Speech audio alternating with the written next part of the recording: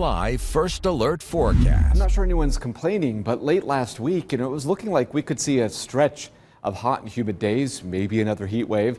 And then throughout this week, we've noticed that no, it's looking like certainly one really hot day and then a lot of just warm and muggy days for late July and eventually early August. We're almost there. But the only first alert weather day in effect now is for Thursday. It's become quite clear that Friday's heat risk and storm risk are low enough to drop the first alert weather day designation from there. So it's always nice to be able to take those alert days away than to add them, right? Really, this is the purpose of these, are just to kind of highlight a day where weather is expected to be more impactful than what would typically be expected around here. And high heat index values over 100 do happen often enough, but there is some pretty well documented evidence that shows that heat index values over 100 tend to bring on heat-related illnesses as well. And it's typically those that work in this kind of heat that are at most risk here, or if you have any plans that keep you prolonged out in the sun and heat, that's also something to keep in mind. Now, storms are possible late in the day tomorrow.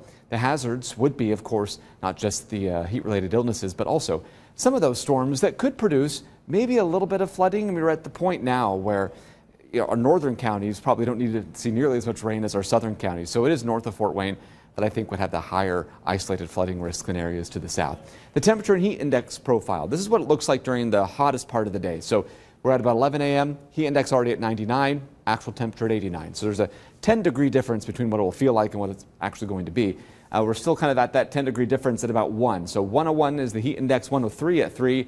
And we kind of stay there. That's likely where we peak through about 5 p.m.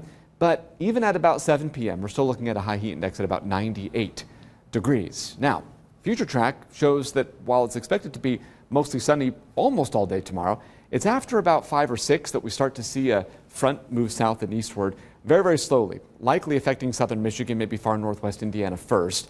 And then it isn't really until about, I'd say the overnight hours, early Friday morning, that we finally start to see some more movement that brings some of these showers and thunderstorms into northeast Indiana and northwest Ohio. Better chance of rain early Friday morning is likely going to be north of Fort Wayne as that front makes its passage through the area. There could be pockets of heavy rain, could see quite a bit of rain in a short amount of time. Maybe not as dramatic as last Saturday, but there could be some areas that see about an inch or more in an hour with these downpours. A few more scattered showers through mid-morning Friday, a brief break in the afternoon, and then in the early evening, a few more of these spotty showers. Even into Saturday morning, we could still see a few scattered storms, but it is looking more and more likely that after maybe noon or 1 p.m. Saturday, that the widespread activity should wrap up. So the hope here is that that trend continues, and it may only be that the first half of the day Saturday features the better storm chance. So we're keeping a close eye on that. Friday, though, it looks clear. There'll be kind of 2 rounds in the morning and again in the evening. A Sunday, partly sunny, 89 degrees. Temperatures return, though, to the low 90s Monday and Tuesday,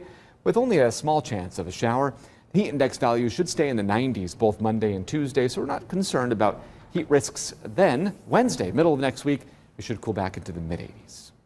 Can't wait for that cool down, Matt. Woo! Yep. Thank you.